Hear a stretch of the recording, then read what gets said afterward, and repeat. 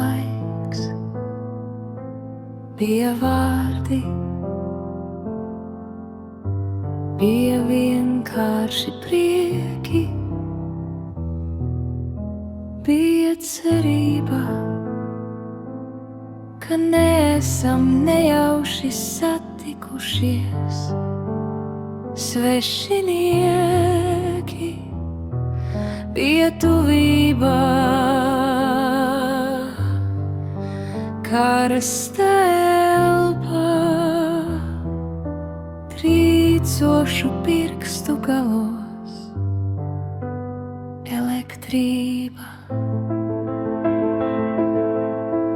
Tik ļoti gribējās ticēt, ka eksistē mīlestība katru brīdi, tagad un vienmēr. Viss tikai pagātnes formā, tikai atmiņas, kurās gremdēties kāri, kamēr viņš vienkārši visam pārkāpa pāri.